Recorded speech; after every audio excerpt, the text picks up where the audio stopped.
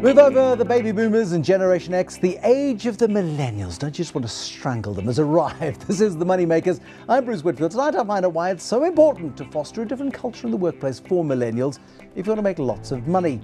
Joining me from the YPO, Robert Sussman, the co-founder of the Integr8 Group, and Vaughan Owen, the managing director of OwenKessler Leo Burnett. I want to go to you first, Vaughan, and say it's your guys' fault in the advertising industry that we even supposedly care about this stuff. Yes, I guess you're absolutely right. Excellent. I'm so glad we've had this conversation. Yes. But is there really a millennial class, a millennial age, a millennial generation? Well, I'm pleased you asked the question like that, because when you asked me to join you on the show, I actually did some preparation and kind of did a little bit of kind of real deep soul searching, and I think that I'd like to put something provocative out there and look back to when we were young and when you were restless. Young. I was young and restless. That was a long time ago. For Robert and I, it's a bit more recent. Just the other day. Just the other day. Okay, fine. Yes. So when I chose the advertising industry as a career, I had to, I was also rebellious and really didn't know where I was going, and a little goalless, and didn't want to work the full hours, and looked for a high order purpose, and behaved quite badly and did all those things. So I think what we really need to be talking about is the youth problem, not really the millennial problem that we have. And is it a youth problem, or is it just a passage, a rite of passage? Yeah, I think that's what I'm really referring to, and I think the word millennial is all well and good, but we really have to look at what is the real differentiator. And I think what we didn't have when we were young and rebellious was technology, and I think that's really changed the game. I was having a conversation with somebody who came late to work the other day who really couldn't have given two hoots about it, and this person looked at me and went, "But I'm a millennial." And then we had a conversation about expectations, and and then I sounded like my dad. And that's what worries me, Robert, is that these young people, your lot, just below you. Are you a millennial? Almost. So millennials defined by anybody today that's between the ages of 15 and 35. Okay. And essentially, it's not just the definition of age, as Vaughan was actually saying. It's very, very much the explanation of the traits of the generation between 15 and 35 years old. Essentially, as you say, the world has fundamentally changed, business has changed, and people have changed.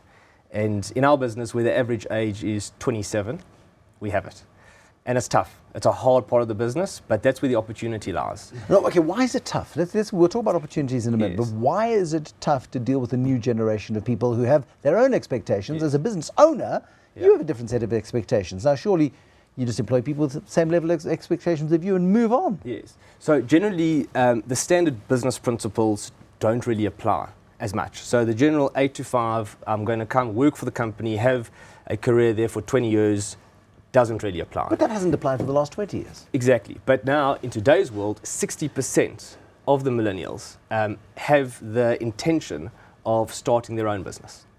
So that also, that produces a threat to business. It produces an opportunity to business. The opportunity to business is to create an intrapreneur inside the business. Yes. So give them the ability to be an entrepreneur, but work within the business. And this is where the weight actually shifts from the employer to the employee. You have to cater for somebody that wants to work flexi hours. I'm not saying that we always do it, but these are things that we actually battle with every single day. They want to work flexi hours. They want to have the opportunity in certain cases to actually work from home. Pension is actually not as important, because they most probably won't be with you for the next, never mind 20 years. Let's call it 5 years. Yeah. 2 years possibly. Yeah. So the whole rule has changed. I look at it, Robert, and I've got to question whether or not there's anything different today than there was 20 years ago. I was a millennial before it was even trendy to be a millennial. Exactly. What's the big deal? Yeah, I think what you have to do is establish a culture of, as you say, entrepreneurship within the business. I think you have to treat every review as a reapplication and a reinvigoration of someone's role.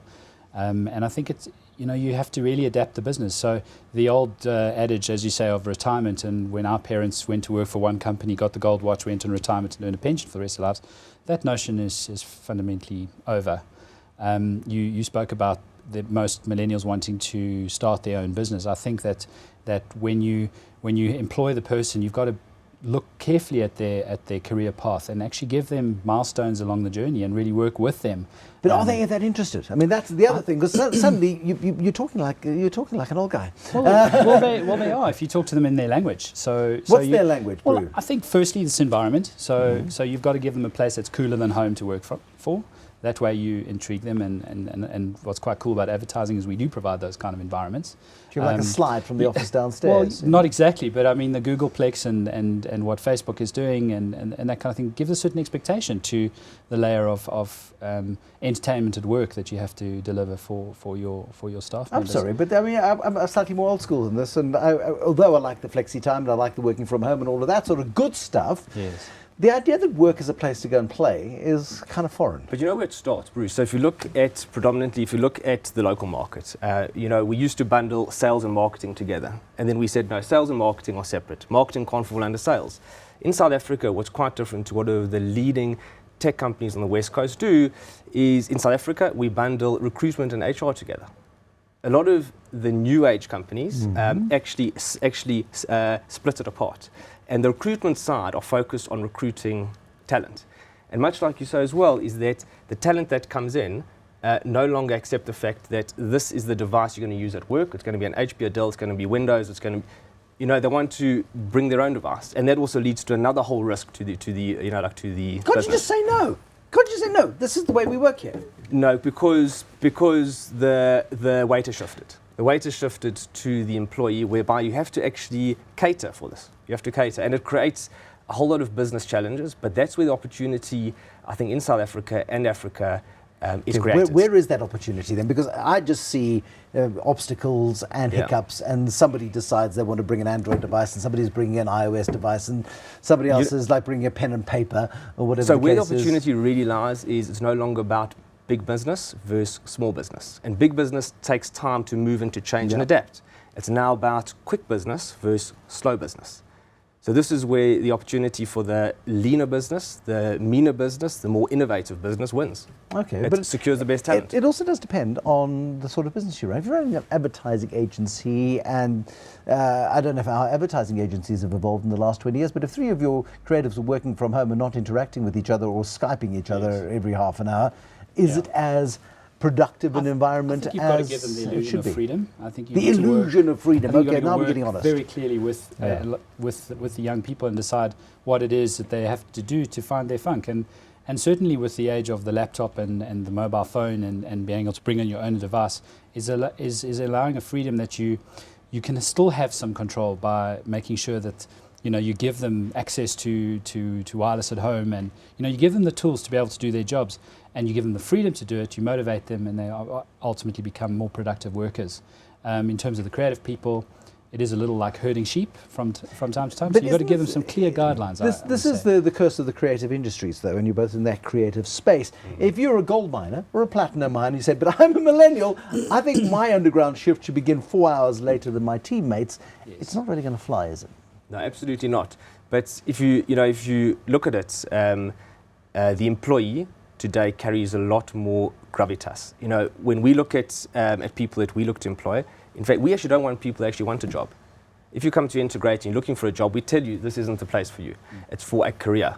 But in terms of the career term, and we've got guys been with us for 14 or 15 years, and they've done incredibly well, but we've had to actually cater specifically for them. So there's no longer like one mold that caters across the business. So the complexities are there. But if you can get great individuals and they can treat their environment, their work environment, as their own, within reason, I think, and they can grow their careers, they can grow a portion of the business and can be well rewarded through that process, not only do they benefit, but you benefit from their expertise and you profit from their expertise. So we found there's only one way to do it, and that's to align the value system of the employee. And I don't like to call the people that work for us, and we never say for us, we actually say with us. I don't like to even refer to them as employees. The people who come to the office and spend time with you on a daily basis. Our team members, we like to make sure that their value system is aligned to that of the business. But if you've got 100 different value systems, I mean, each one of us has got a different value system. It's got to be closely aligned. I mean, it can't be obviously completely aligned, but it's got to be closely aligned.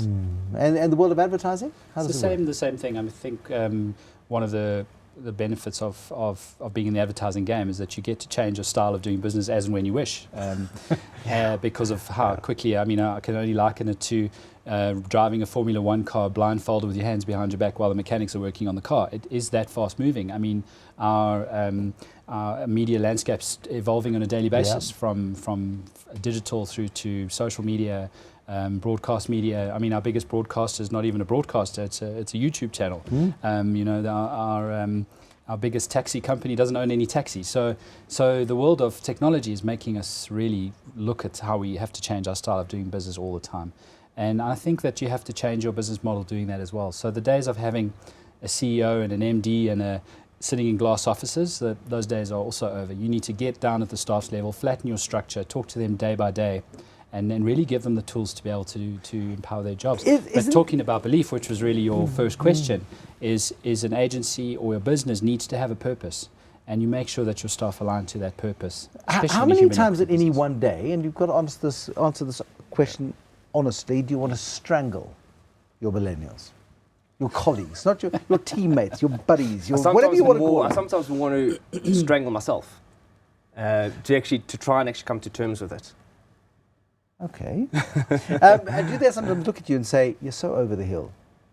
Yeah, Rob, I mean, you're so over the hill. You know, the you're truth 36 years old. You're history, mate. I'm a little bit older than 36, but the truth of the matter is that I'm actually the grey hair around the table. Yeah. So, and you know what we apply in our business is that those businesses that don't change internally faster than the world changes externally become obsolete. Yeah. Okay. And that's a big model for us. Okay, fine. We live by that. Vaughan, and what about you guys? I mean, do you want to strangle your colleagues on a daily basis? I wouldn't. Maybe my HR departments keep their ears closed, but you know, it does get frustrating. But you got to bring yourself back to what we actually do. We're a human equity business. We only have people, nothing else.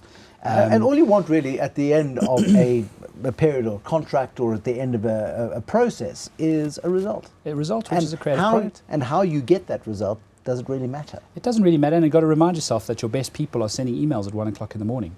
You know, an idea doesn't come to you in the office while you're sitting at a desk behind your computer. It usually hits you while you're having a few drinks with some friends, and I think you've got to embrace that change. So drink more at work. That is the message this evening. Robert Sussman, the co-founder of the Integr8 Group, and also Vaughan Owen, the managing director, although he's the team member, he's the chief buddy, the guy who just keeps everybody herded at OwenKessler Leo Burnett. Thank you for watching in an increasingly complex world of work where youngsters pitch at 10, if they pitch at all, and look at you strangely when you look at them strangely and go, hey, I don't need this stuff in my life. There'll be more Moneymakers tomorrow because we care about that kind of thing. Bye-bye for now.